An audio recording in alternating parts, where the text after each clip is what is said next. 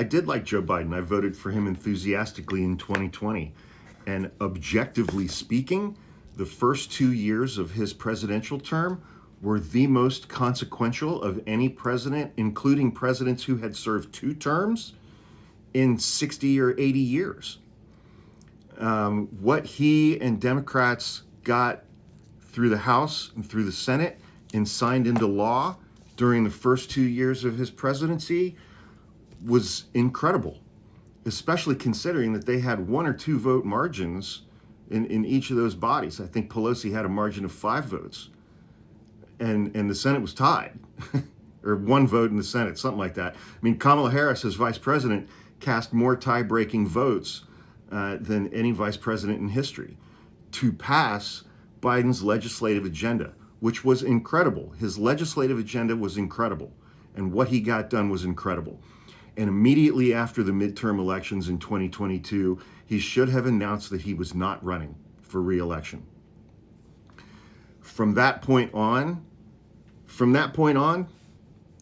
I was going to vote for him.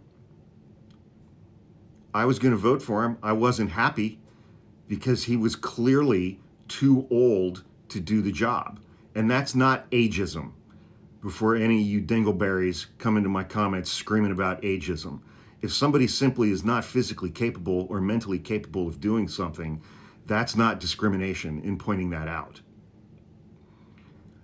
But when that first debate, I mean, it's well documented now that the people around him were aware of his physical decline and his cognitive decline. It is documented during the last 2 years of his term. It is documented. It is objectively proven. They scheduled things in the middle of the day, not in the morning, not at night, because he was sundowning. They changed how he got on and off of Air Force One because he could barely walk. These things are documented. And then when we saw that debate between Trump and Biden, my brother and I were live on our YouTube page, streaming and commenting as it was happening. And 10 minutes in, we beat Medicare? And I was like, he's done, man. He's done. He's got to drop out, or Donald Trump's going to win 400 points in the Electoral College, and Republicans will have super majorities in the House and the Senate. And he waited almost another month to withdraw from the race because of his ego. Because of his ego. And when Kamala Harris did step in after he withdrew, he explicitly instructed her, no daylight, kid, meaning he expected her to campaign on his record when he was polling in the mid-30s. It's got nothing to do with whether I like Joe Biden or not. What he did in running for re-election is one of the most irresponsible, selfish, ego-driven things I've ever seen any politician do in the United States, ever. It was purely a function of his ego.